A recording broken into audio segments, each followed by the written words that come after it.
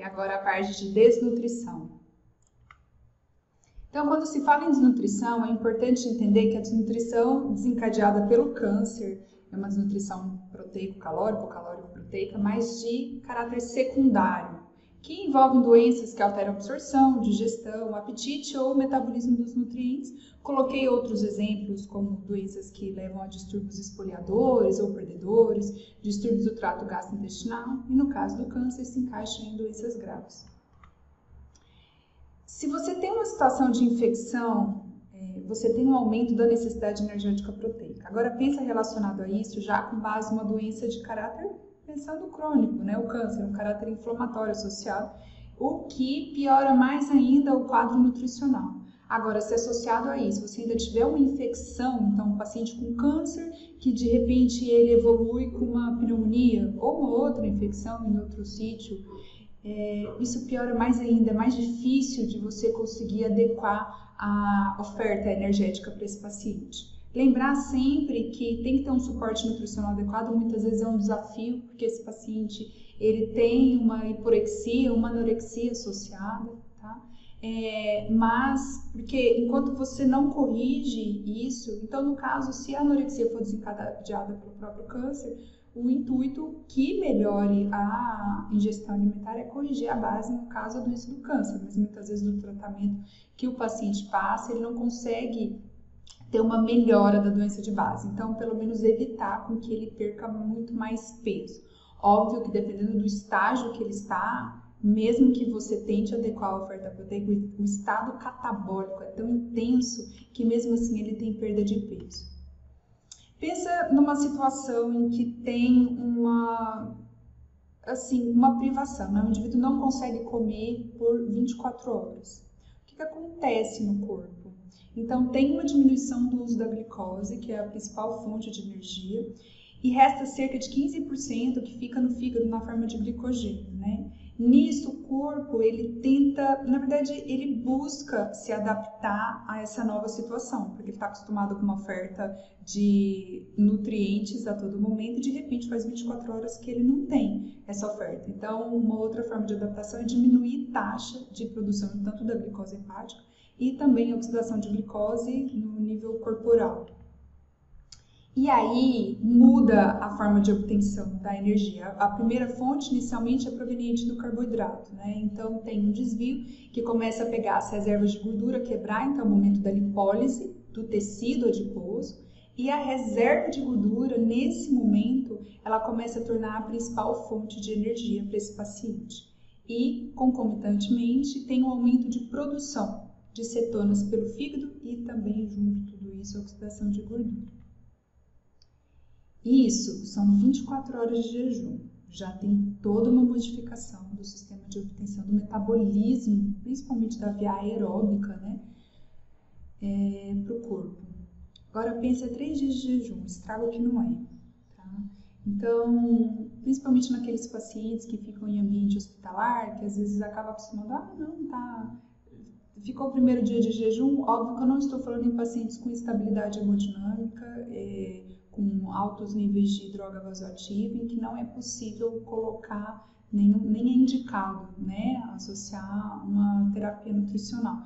Mas pensa, às vezes, aqueles pacientes que acabaram internando e aí estão em uma fase já melhor, saíram da instabilidade hemodinâmica, ou às vezes internaram e tiveram que ficar em jejum porque foi um preparo para uma tomografia, por exemplo, ou às vezes um paciente, um idoso em casa, que acaba evoluindo com diminuição de apetite, e aí passa um dia, passa 2, quando vão ver ter 3 dias o vô sem alimentar adequadamente, quantas complicações não acontecem, né?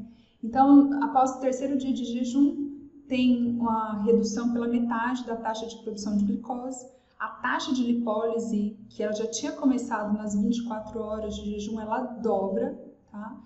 E o aumento de ácidos graxos no fígado tem um aumento em relação também ao aumento do glucagon, que se você for colocar em relação à insulina, ela coloca a glicose no corpo, né? E o glucagon ele é responsável, principalmente em estágio de inanição, de jejum, a fornecer a energia que estava lá em reserva do corpo para ser quebrada e tentar alguma forma de manter de uma forma, digamos assim, alterada, né, do habitual a energia.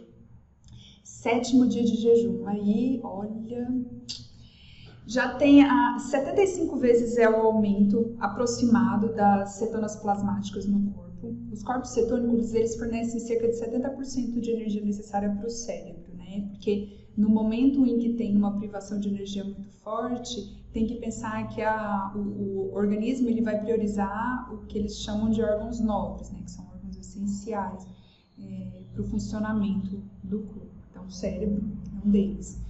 E aí, os corpos cetônicos eles vão cruzar a barreira hematoencefálica, fazendo com que tenha uma diminuição da necessidade de uso da glicose do cérebro, que é de 50% a 60%, assim, que o nosso organismo utiliza da glicose, da energia da glicose. Agora, do cérebro, é uma via alternativa, como não tem glicose suficiente, ele usa os corpos cetônicos. Isso ajuda a diminuir a necessidade de utilizar as proteínas musculares. Tá? Tem que pensar, não tem glicose, as vias alternativas proteína e lipídio. Além disso, tem uma perda proteica muito importante, porque nesse momento está acontecendo uma proteólise. Junto disso, o corpo ele entende que é importante quebrar o que está guardado. Então, quebra proteína, quebra lipídio. Só que ele entende que se a comida não chegar, ele tem que fazer o máximo para que essas reservas elas não se vão rapidamente. Porque aí o indivíduo pode evoluir ao óbito. E o corpo não quer isso, ele quer proteger de qualquer maneira. Então, o que acontece? Ele começa a prevenir. Então, umas formas de prevenir, no caso da proteína, ele inativa o hormônio tireoidiano e as cetonas plasmáticas. Por quê? Porque se fosse contínuo, se não tivesse essa questão da inativação e não tivesse também a via alternativa de utilizar a cetona, em menos de 3 semanas acabaria praticamente toda a proteína do corpo.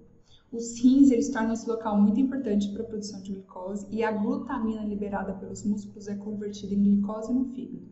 Cuidado, porque às vezes no processo de adaptação metabólica, muitas vezes a gente vê a atuação de alguns itens, por exemplo, da glutamina, e fala, então quer dizer que se eu der mais glutamina para o indivíduo, eu vou ajudar ele nesse processo catabólico?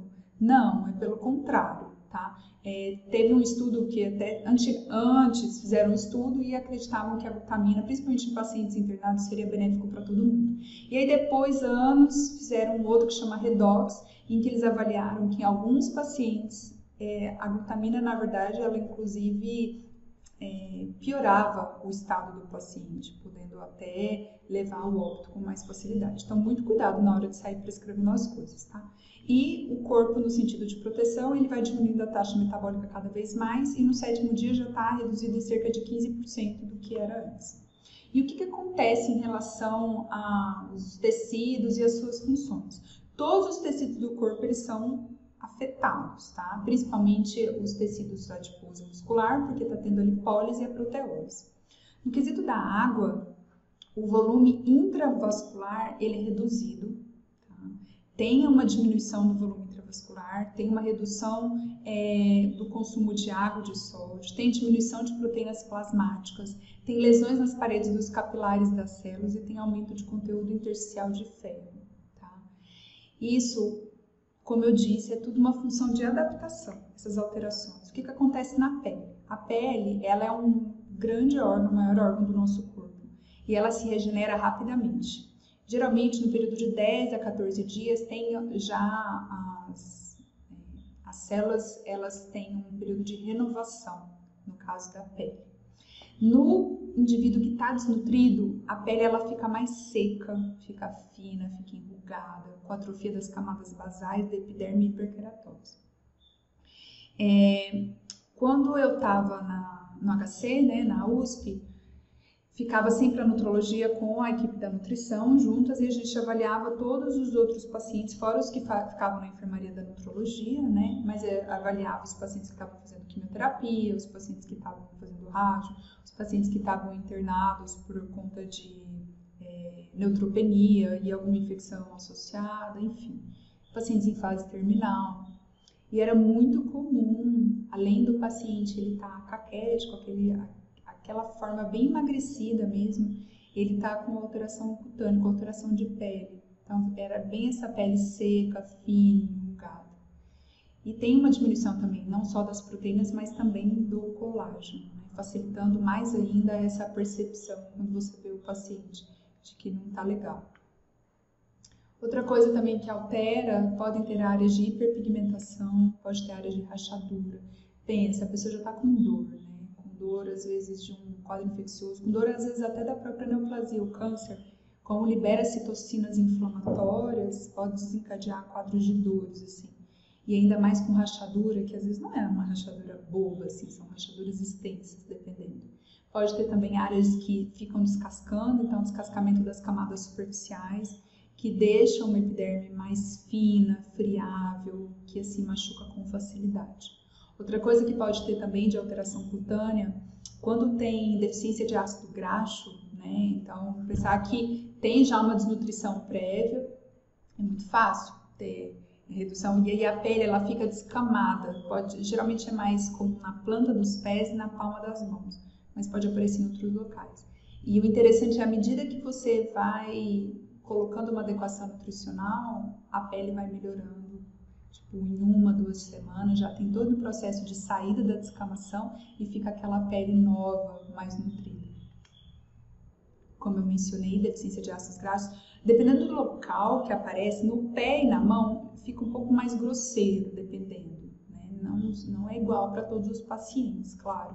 Mas, às vezes, quando não está tão grosseiro, fica parecendo quando toma sol, que começa a sair a pele para ter uma nova, né? A formação de uma nova.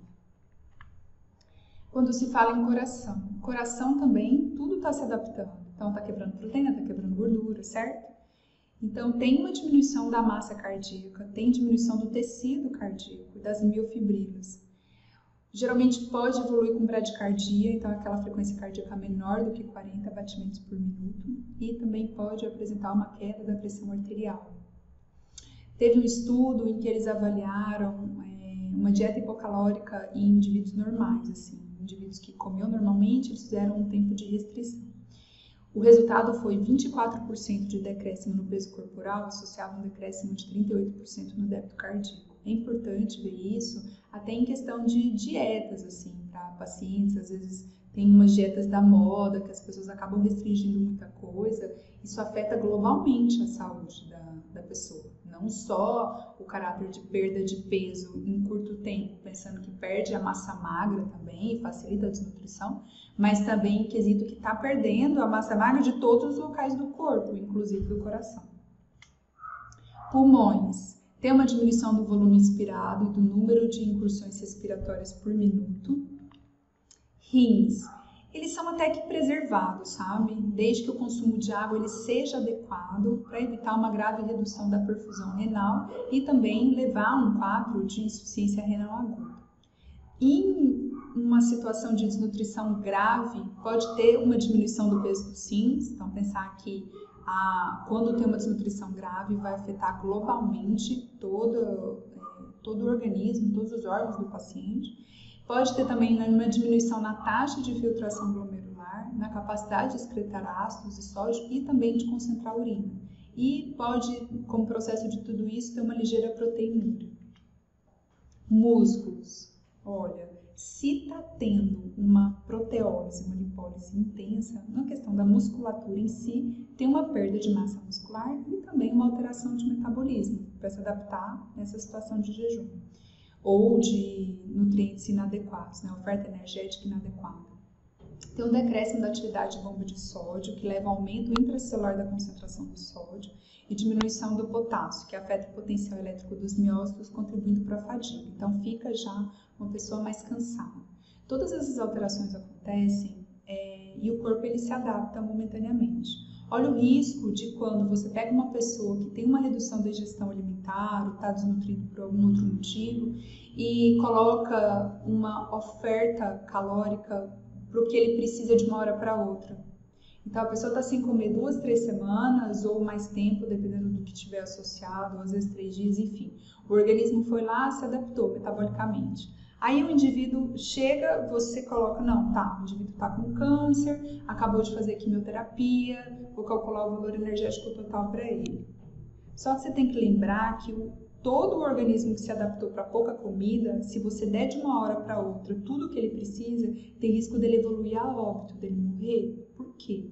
Porque não deu tempo de alterar para o que seria normal, digamos assim, que é onde entra a síndrome de realimentação. É você dar uma comida para um paciente que não está acostumado a ter essa energia, que já se acostumou sem, e aí o sódio está no lugar que o sódio vai para o lugar que ele não deve rápido, o potássio vai, e aí é toda uma alteração, e às vezes o indivíduo pode falecer de hipocalemia, então baixa quantidade de potássio, pode ter problema como uma insuficiência cardíaca, pode ter uma arritmia, pode evoluir com uma nasarca, é assim, é grave, tá? Então, todas as vezes que chegar um paciente oncológico ou um paciente com outras morbidades, vê, tanto no consultório quanto em ambiente hospitalar, muita cautela caso ele se encaixe na síndrome de realimentação. Medula óssea tem uma supressão de produção medular de hemácias e de leucócitos, anemia, leucopenia e linfopenia. No cérebro tem tanto o peso quanto o conteúdo de proteína dos cérebros, eles permanecem relativamente estáveis, porque é um órgão nobre, então o organismo faz de tudo para tentar protegê-lo de toda forma. É preservado às custas de outros órgãos e tecidos adultos. E sistema imunológico? Até o sistema imunológico sofre com tudo isso, tanto que o indivíduo mais desnutrido, ele tem mais propensão à infecção. Paciente oncológico, dependendo de onde ele esteja, de tratamento e tudo mais, ele vai ter uma facilidade de evoluir com infecção muito maior, que torna um paciente que deve ser visto com olhos assim, com muita cautela durante o acompanhamento.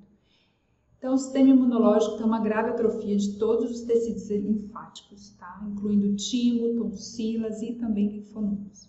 A imunidade, que é mediada por células, ela diminui muito mais e também tem uma diminuição da produção de anticorpos. Então, por isso que pacientes desnutridos, eles devem sim ser considerados imunocomprometidos. A resposta às infecções bacterianas é também comprometida pela queda dos níveis de complemento e pela função prejudicada dos neutrófilos. E secreção da imunoglobulina A gastrointestinal também está prejudicada. O metabolismo energético. Então, no geral, tem uma diminuição do metabolismo basal por causa da diminuição do tamanho dos órgãos e da sua função. Tem aumento da conversão da forma ativa do hormônio tireoidiano para inativa. Decréscimo da atividade da bomba de sódio. Tem uma diminuição da degradação das proteínas. Lembrar que está tendo a proteólise, mas o organismo ele tenta diminuir essa intensidade da proteólise para evitar que essas ervas acabem rapidamente. Busca conservar energia, então diminui a temperatura corporal, diminui, assim, às vezes não tem tremores que acompanham a termogênese, por causa disso, porque é uma forma de conservação de energia, e também tenta suprimir a atividade do sistema nervoso simpático. Claro que é diferente se esse paciente oncológico que você começou a evoluir, a avaliar, ele está internado num ambiente de enfermaria, ele está internado em uma CTI ou ele está em ambiente ambulatorial. E se ele chegar numa consulta, é importante saber se ele teve alguma internação recente, se ele passou por algum procedimento cirúrgico. Às vezes é um paciente que teve uma ressecção do tumor recentemente. É diferente de que um paciente que às vezes é uma cirurgia que ainda vai acontecer ou que nem tem programação. Tem que diferenciar, individualizar para favorecer não só o seu tratamento como profissional da saúde, mas também a evolução desse paciente. Eu gosto muito desses dois manuais, da sistematização do cuidado de nutrição, tá? E da Braskem. Braskem é uma excelente fonte também, a tanto pacientes ambulatoriais, mas mais de CTI, dependendo do quadro. Quando se fala em desnutrição energético-proteica, agora eu vou falar de hospitalização. Entender que o paciente está em diversos estágios e você tem que adequar o valor energético dele, calculado de acordo com o estágio que ele tiver. Então, quando se fala em fase 1 ou período de estabilização, é o paciente desnutrido grave, lembrar que o paciente desnutrido grave é considerado imunocomprometido e necessita de reposição de micronutrientes. Para isso é importante dosar alguns nutrientes específicos, outro você pode fazer empiricamente, como a vitamina B1. Então, se o indivíduo está sem comer um tempo, antes de dar qualquer oferta energética para ele, pensando em prevenção de síndrome de realimentação, prevenir que ele evolua a óbito, porque está dando comida, né, em excesso do que o metabolismo dele está preparado, faz a vitamina B1, A preferência em ambiente de internação é que faça endovenoso por conta da biodisponibilidade, tá? Coloca no soro, pode fazer 7 a 10 dias. E aí depois da primeira dose de B1 que faz a nutrição. Adequar necessidades energéticas de macro e micronutrientes, prevenir e tratar as complicações clínico-metabólicas se tiverem associadas, porque muitas vezes foi calculado uma via oral para ele, só que ele não consegue atingir mais que 60% da oferta porque ele está vomitando. Tá, então esse vômito dá para fazer medicação? Melhora com medicação? Então tá bom. Ele não consegue comer porque ele está com dispneia, ele está com uma pneumonia e ainda não melhorou a falta de ar. Como que pode fazer? Tem como otimizar a fisioterapia, tem como colocar ele no oxigênio. É importante que a nutrição, ela sempre esteja em contato direto com todos, assim, que seja uma equipe multidisciplinar sempre, né? O ambiente mais favorável para que você consiga ver quais são as situações que devam ser resolvidas para otimizar a vida do paciente e o tratamento, é que as pessoas trabalhem juntas. E para isso, o nutricionista, é importante que ele entenda o que está acontecendo no quesito médico, né? Se o paciente está com dispneia, o que vai ser feito, quando que eu posso entrar com a dieta ou não, para que tudo flua melhor. Estabilização clínico-metabólica. Na fase 2, ou etapa de reabilitação, então tem que pensar que já saiu mais da parte grave e agora está começando a fase de estabilização. O intuito é que esse paciente se recupere. Atenção à oferta de alimentos e preferências adequados e individualizar ao máximo que puder. Estímulo emocional e estímulo motor também. Caso a pessoa esteja muito fraca, antes não estava nem encostando no talher, estimular que pelo menos algumas vezes ao dia ela tente mexer na comida, ela tente pegar o garfo, que seja, ou a colher. Auto-hospitalar ou acompanhamento ambulatorial, sempre esclarecer dúvidas, orientar quanto aos cuidados realizados e possíveis complicações e manter acompanhamento fora do ambiente hospitalar. E fase 3, que é o acompanhamento ambulatorial, atenção às complicações, prevenir recaídas e manter acompanhamento e continuidade do tratamento. Muitos pacientes acabam ficando largados quando saem do ambiente hospitalar porque eles não sabem nem quem procurar, para onde ir. Então, se possível, tentar manter um protocolo, um cronograma, digamos assim. Todos os pacientes de alta, eles vão para onde? Eles vão para que nutricionista? Eles vão para qual acompanhamento médico associado? Para onde que eles vão? Para ninguém ficar solto por aí. Para entender quanto nutrido está, é essencial que se faça uma triagem nutricional. Por quê? Porque a partir disso você identifica o risco nutricional e faz uma intervenção precoce. Até 24 horas no quesito de hospital, então entrou no hospital, o tempo adequado é esse. Se for em ambiente de consultório, primeira consulta, e se for multidisciplinar, envolvimento da equipe. Classificar o paciente, então se ele é de risco ou não, ele é de risco, ele precisa de uma avaliação imediata do nutricionista? Não, não é de risco. Então, o nutricionista não precisa ficar indo lá todo dia ou a todo momento. Não, ele pode ir em intervalos mais regulares. Não tem consenso sobre o melhor método a ser utilizado. É importante avaliar 4 indicadores. Diminuição da ingestão alimentar e quanto diminuiu e em quanto tempo. Qual é o índice da massa corporal ou circunferência do braço. Aparência de déficit nutricional ou perda de peso involuntária e gravidade da doença ou estresse metabólico. Eu retirei da Braskem isso, é um material em que eles fazem sobre desnutrição, chama Diagnóstico de Desnutrição, é bem bacana. E aqui segue o checklist para avaliação, aferição, né, do peso corporal. A balança, sempre checar se está uma balança calibrada ou não, desinfectar, dependendo do local em que está, pelo risco de outros pacientes infectarem pelo simples fato de subir na balança. Se teve esvaziamento da bexiga, se está em jejum, qual que é o horário, é importante ter um horário pré-definido. No HC, a gente combinava com as nutricionistas de sempre pela manhã, que é o melhor, né, em jejum. Então, bem cedinho, pegava os pacientes, todos não tinham peso todo dia, de acordo com a gravidade, de acordo com o que era importante, a gente fazia todo um cronograma de peso para cada paciente, tá? Porque lá na enfermaria, isso na parte da enfermaria da nutrologia, mas o resto, nos outros setores, então paciente pós-transplante, paciente oncológico e tudo mais, Aí eram as nutricionistas dos andares que faziam um combinado com a própria equipe médica como é que seria feito, e era bem bacana, tá? E é importante que geralmente seja ou a mesma pessoa ou um grupo de pessoas que façam a aferição para ter a forma correta de posicionar o paciente, de evitar que ele esteja com excesso de roupa, com sapato. Então, posicionamento correto do paciente, saber utilizar o equipamento que está usando para aferir, comparação com uma medida anterior do próprio paciente e uso da balança adequada. Não é tão dependendo, né? Mas assim, importante lembrar que pacientes obesos também têm neoplasias, né? E não porque eles estão com excesso de peso que eles não são desnutridos, pelo contrário. Às vezes eles já são muito mais desnutridos porque eles estão obesos às custas de alta ingestão de alimentos ultraprocessados, que têm muita caloria e baixa qualidade nutricional. Então, dependendo da obesidade do paciente, tem balanças até 130 quilos, 120, e aí você não consegue um resultado adequado, porque a balança não é própria para aquele peso.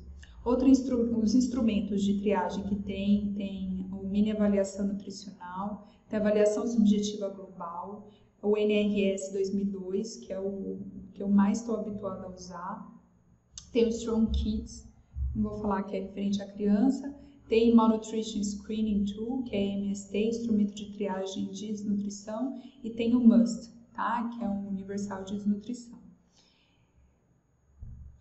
Não tem até o momento uma que fala que é a melhor do que as outras, então adeque um que seja mais fácil para você ou que você tenha mais facilidade de utilizar. O GLEAN surgiu, isso foi um estudo publicado, foi um artigo publicado no Clinical Nutrition, falando do GLEAN. Por que surgiu o GLEAN? O que foi que aconteceu?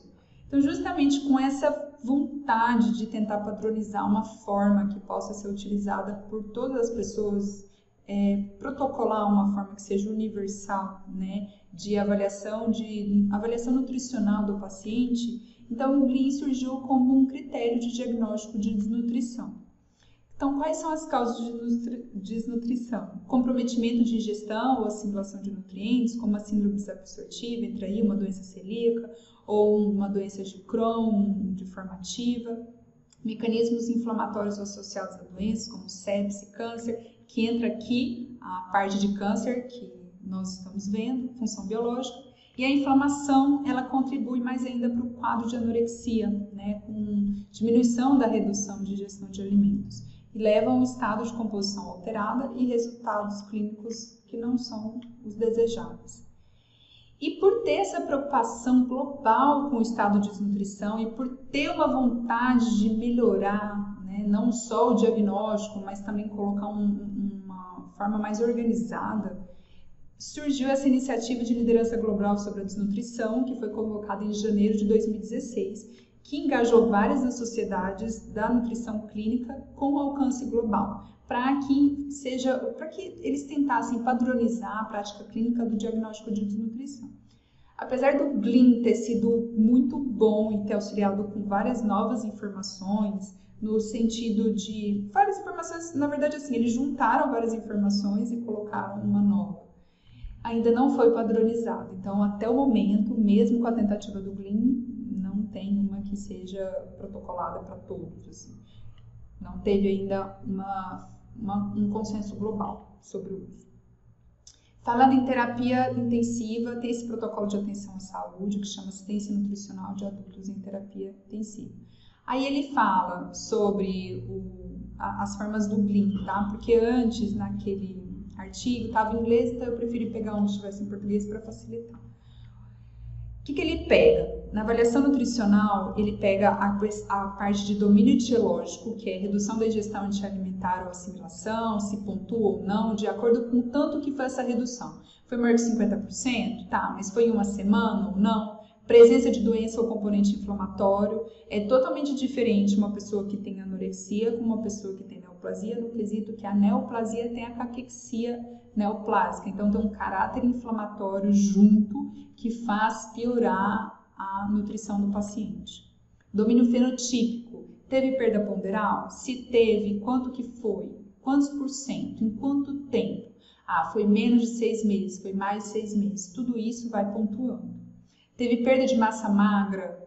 Depende isso para responder, porque tem lugares que não tem uma bioimpedância, ou às vezes não tem uma DEXA, né, que é a densitometria de composição corporal, ou às vezes é mais difícil de avaliar. Então, dependendo, você pode colocar dado indisponível se não tiver no seu serviço. Baixo índice de massa corporal, se tem o IMC, e também ele coloca a relação com idade. Lembrar que tem uma classificação diferente de IMC para indivíduos que são idosos. Para fazer o diagnóstico, tem que ser considerada uma manifestação inflamatória menor que 3 meses e crônico maior que 3 meses. O diagnóstico ele envolve de agudo, crônico e circunstâncias sociais. Como assim circunstâncias sociais?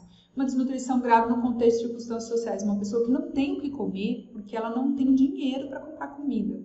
É diferente de uma desnutrição grave relacionada ao evento agudo. Um indivíduo que sofreu um trauma, estava dirigindo, sofreu um acidente de carro, evoluiu com várias complicações. Que é diferente a uma desnutrição grave relacionada ao evento crônico, de caráter inflamatório, como uma neoplasia, como o câncer. Aqui o MNA, você faz a triagem. Então, na triagem, no item A, nos últimos 3 meses, houve diminuição da ingesta alimentar devido à perda de apetite?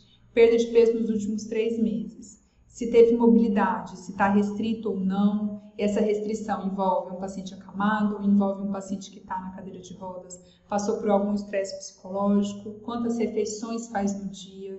E dessas refeições, tem inserção de laticínio, como leite, queijo, iogurte? Tem carne, peixe todos os dias ou não?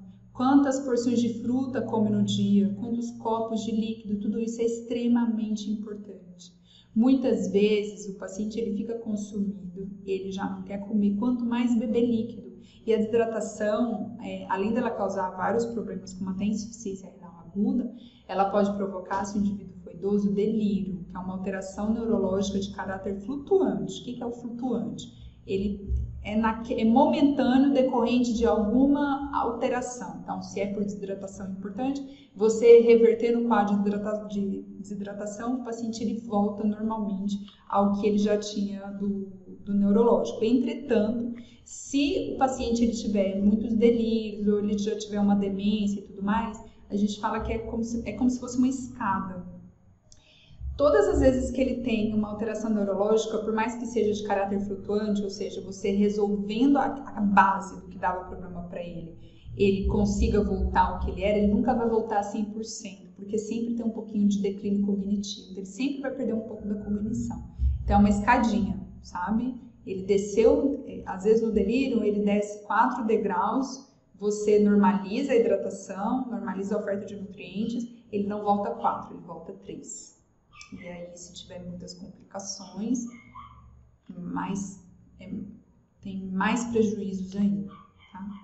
Avaliação global, então, problemas neuropsicológicos, índice de massa corporal. Quando fala de avaliação global, é ver se tem polifarmácia, se usa muitos medicamentos, se vive na própria casa ou se vive em instituição, como que se alimenta, se o próprio indivíduo, se o próprio doente acredita que tem algum problema nutricional, se ele se considera doente em comparação com outras pessoas da sua própria idade, ver o perímetro braquial e também ver o perímetro da perna. Para completar a avaliação, preenche todas as caixas, aqui ó, no item A, item B, item C, e vai preenchendo. E no final, de acordo com o resultado, consegue avaliar o grau de desnutrição da pessoa. Na parte de avaliação subjetiva global produzida pelo paciente, como o próprio nome diz, pelo paciente, então é uma parte mais ativa da parte do doente. Tá? Então aqui ele vai respondendo as perguntas. Peso. Resumindo o peso atual e recente, ele atualmente pesa quanto? Há um mês ele costumava pesar quanto? Há 6 meses era quanto? Porque você, no caso do câncer, vai vendo um declínio progressivo. Tem pacientes que eu já acompanhei que começavam a ter perda de peso 1 ano antes do diagnóstico de câncer. E o fato é bem comum isso, o fato de estar perdendo peso, de emagrecer, que foi a forma de triar o que tinha errado e achar a neoplasia. Durante as 2 últimas semanas, tenho tido os seguintes problemas. Então, sem apetite, náusea, coisas com gosto estranho, não tem gosto, vômitos. Ingestão alimentar comparada com a ingestão alimentar habitual, que era antes, e no último mês, o que tem comido? Comida a mesma coisa ou não? A comida está mais líquida, suplementos nutricionais, atividades e função, o que mudou no último mês? Então, em geral, o que considerava atividade antes era, né, para o último mês, a comparação no normal, sem nenhuma alimentação, sem disposição para a maioria das coisas, capaz de fazer pouca atividade e tudo mais. Quando se fala em NRS 2002, veja, então ele pega em etapa 1, etapa 2, e com isso você consegue ter o resultado do score, se está moderado, grave ou não. Eu acho mais direto, eu gosto bastante desse. Então vamos lá, etapa 1, triagem inicial. O IMC é menor que 20,5, sim ou não? O paciente perdeu peso nos últimos 3 meses? O paciente teve sua ingestão dietética reduzida na última semana? O paciente é gravemente doente? Então, você vê de acordo com o estado nutricional, tá? E aí, de acordo com o score, você consegue não só ver o estado nutricional associado à gravidade da doença. Então, no score 0 ausente, estado nutricional normal, e na gravidade da doença, necessidades nutricionais normais. Agora, quando começa a falar a parte do 1, então você considera pessoas que tiveram perda de peso maior que 5%, em 3 meses, ou ingestão alimentar na última semana entre 50% a 75% das necessidades nutricionais. O leve entra fratura de quadril, paciente DPOC, cirrose, pacientes oncológicos. Na verdade, você tem que pensar que paciente oncológico, paciente de doença crônica, ele pode entrar nos 3 scores, tá? Porque está relacionado ao quanto que teve de perda de peso, ao quanto que está o IMC e a redução de ingestão de alimentos. E aqui, se for menor do que 3, é sem risco nutricional, você pode reavaliar a cada 7 dias, e maior ou igual a 3, risco nutricional, proceder com avaliação nutricional e planejamento da terapia nutricional. Outra ferramenta, Malnutrition Universal Screening Tool, que é uma ferramenta universal para rastreio de malnutrição. Então, MUSH é uma ferramenta em 5 passos e vai identificar adultos que sofram de malnutrição ou desnutrição. Então, como é que envolve esses 5 passos? Então, no passo 1, é medir altura e peso para obter uma pontuação, porque através do cálculo do IMC, você consegue saber onde o paciente está inserido. Agora, se não for possível obter altura e peso, ele te dá dicas de procedimentos alternativos para você conseguir obter esse resultado. Passo 2, anotar a percentagem de perda de peso involuntária e pontuar utilizando as tabelas fornecidas. Passo 3, estabelecer a consequência de doença grave e pontuar. Passo 4, somar as pontuações que foram feitas até o momento. E passo 5, você vê a política local e as formas de controle para aquele resultado que você obteve. Veja, aqui o IMC, perda de peso involuntária, se o indivíduo está gravemente doente, se reduziu drasticamente, tá? Passo 4, soma tudo. Beleza? Então tá bom, veja que você se adequa, o que é melhor para você. Caso você já trabalhe no hospital, qual que eles estão mais habituados a utilizar ou não. Se você tiver a possibilidade de fazer um protocolo nutricional, um protocolo de rastreio, né? E aí você consegue colocar a sua posição no que é melhor, de acordo com o que você acha. Quais são as complicações da desnutrição, né? O paciente com câncer, o que ele pode evoluir pelo fato de ele estar com reservas diminuídas, não só de macro quanto de micronutrientes? Ele tem uma pior resposta imunológica, então se ele tiver uma infecção, a tudo, a imunidade dele piora como um todo. Atraso no processo de cicatrização, que aumenta o risco de infecção e complicações, fístula, por exemplo.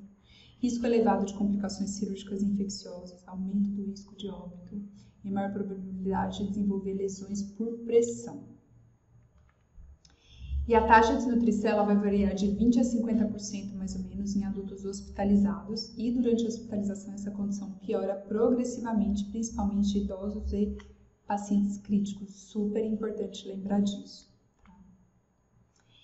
E aí, em 1998, a Ebranutri, que é um inquérito brasileiro, fez uma avaliação de desnutrição em pacientes internados. Então, eles avaliaram 4.000 pacientes internados na rede pública hospitalar no Brasil como um todo, então em vários estados brasileiros. E o resultado foi uma prevalência de 48,1% dos pacientes de desnutrição. É muita coisa. E aí, em 2016, falaram, bom, Isso aí deve ter melhorado, né? Porque com tanta informação, com tantas... hoje em dia, os estudos em relação à terapia nutricional e tudo mais, as equipes multidisciplinares estão cada vez mais focadas na importância de você dar uma adequação nutricional para o paciente, né? Mas olha o resultado, qual foi? Eles fizeram outro estudo com aproximadamente 30 mil pacientes e corroborou a manutenção da alta prevalência de desnutrição em pacientes hospitalizados. Então, ao contrário do que eles esperavam que ia diminuir, não diminuiu. Tanto que foi publicado de 2019 para 2020 na Aspen, falando que a desnutrição é uma epidemia silenciosa. Ela aumenta gastos hospitalares, aumenta gastos não só, né, hospitalares, de governo, de pessoas, né, da família como um todo, do próprio indivíduo, leva danos importantes como aumento de morbimortalidade, aumento de complicações relacionadas à infecção e tudo mais, e mesmo assim ainda há uma alta prevalência da desnutrição. Como que você reduz as taxas de desnutrição? Tá? Então, o paciente chegou lá com câncer, tanto no seu consultório ou tanto no ambiente hospitalar. Como que você otimiza essa nutrição para o paciente? Primeiro, você tem que diagnosticar que ele é desnutrido, certo? Visivelmente, muitas vezes isso não dá para ver, principalmente se o paciente for obeso, porque aí você vê lá o excesso de peso, isso muitas vezes dá uma confusão e uma sensação de que aquele paciente está nutrido. A maioria deles não estão. Então, triagem, diagnóstico e manejo de tratamento da desnutrição e integração multi, tá? Adequação, e depois que fez a integração multi, de entender qual é a situação do paciente, trabalhar diretamente com a equipe médica, adequação calórica e proteica e, se necessário, pensar na questão da sarcopenia, né, em que você tem perda de massa magra e força e ou função da musculatura, associar alta carga proteica, se a função renal permitir, hepática, se o paciente não tiver complicações, e fisioterapia para ter o processo de anabolismo. Então, a ASPEN, Sociedade Americana de Nutrição Parenteral e Enteral, ela coloca a triagem nutricional como um processo para identificar indivíduos desnutridos ou em risco de desnutrição para determinar se a avaliação nutricional é indicada. E eles fizeram um estudo e que o resultado mostrou que pacientes em risco nutricional, a triagem nutricional foi feita através da NRS 2002, na admissão de UTI tinham 14 vezes mais probabilidade de serem classificados como desnutridos. Esse aqui é um método mnemônico de 11 passos para o combate à desnutrição, feito pela Braspen. O D, determine o risco e realização nutricional. E, estabeleça as necessidades calóricas e proteicas. S, saiba a perda de peso e acompanhe o peso a cada 7 dias. Não negligencie o jejum. Utilize métodos para avaliar e acompanhar a adequação nutricional ingerida versus a estimada. Tente avaliar a massa e função muscular. Reabilite e mobilize precocemente esse paciente. Implemente pelo menos 2 indicadores de qualidade. Continuidade no cuidado intra-hospitalar e registro dos dados de prontuário, acolha e engaje o paciente e os familiares no tratamento e, no quesito de hospital, né, oriente auto-hospitalar. Para finalizar, então, complicações, resultados diretos da perda de peso e desnutrição, então, estado de fome. Quando eu falo fome, não necessariamente que a pessoa está com fome e não tem o que comer, então é o estágio de jejum prolongado, enfim. Então, toda vez que você não tem a comida, a oferta adequada, catabolismo de proteínas e gorduras, perda de volume celular e atrofia de coração. Do cérebro não é tanto porque ele tem um fator protetor, mas ainda tem um pouco, dependendo do tempo de jejum, fígado, intestino, rins e músculos. Nesse estágio, você tem a proteose, então fornecimento de aminoácidos para a produção de glicose, perda de massa muscular como um todo no corpo, principalmente do miocárdio. Alterações estruturais cardíacas levam a diminuição de volume de câmaras e prolapso da válvula mitral. Pode acontecer, viu? Na verdade, já acompanhei alguns casos em que o paciente estava desnutrido, não tinha relato de cardiopatia prévia, paciente oncológico com câncer, e aí um desconforto e tudo mais, uma dispneia, foi fazer um ecocardio, tinha lá alteração cardíaco decorrente ao processo nutricional, que foi o que ficou evidenciado, não achou para possível causa. Lembrar que pode evoluir com bradicardia, hipotensão, citopenias, então leucopenia, plaquetopenia, desmineralização óssea, às vezes não aparece no momento, às vezes você vai ver a densitometria óssea com osteopenia, osteoporose um tempo depois, diminuição da capacidade pulmonar e para evitar que tenha complicações neurológicas muitas vezes permanentes e também tenha complicações como alteração cardíaca, até óbito, lembrar da síndrome de reabilitação, de realimentação, em que antes de dar a oferta calórica total calculada para o indivíduo que já não estava comendo tão bem ou está desnutrido, deficiência de vitamina B1 provavelmente já tem, né? Faz a reposição antes de dar a comida para evitar que tenha o Korsakoff, que é quando tem alteração neurológica irreversível. Síndrome de realimentação falei já, complicações clínicas como queda do fósforo, do potássio, ruptura de fibras musculares, rabdomiólise, insuficiência cardíaca congestiva, edema periférico, convulsões de óbito, são algumas das coisas que podem ser desencadeadas pela síndrome de realimentação. Tá? Por que isso acontece? Porque você está lá numa situação, né? Como eu disse para você, o organismo ele se adapta ao jejum prolongado ou à restrição calórica, por algum motivo, né? Às vezes não está conseguindo comer e tudo mais. Então, tem uma situação de catabolismo intenso e de desnutrição associada. Então, tem a diminuição da insulina e aumento do glucagon. Com o aumento do glucagon, aumenta as vias de obtenção de energia a partir da reserva que estava tendo de glicose. Então, aumenta a glicogenólise, tem um catabolismo proteico, tem a gliconeogênese e reduz vitaminas e minerais. O carboidrato é a principal fonte de energia. Então, toda vez que come alguma coisa com carboidrato, tem elevação da insulina, ativa as vias e tudo mais. Quando tem a realimentação, acontece por quê? A pessoa tem todo o metabolismo acostumado a quebrar proteína e lipídio, certo?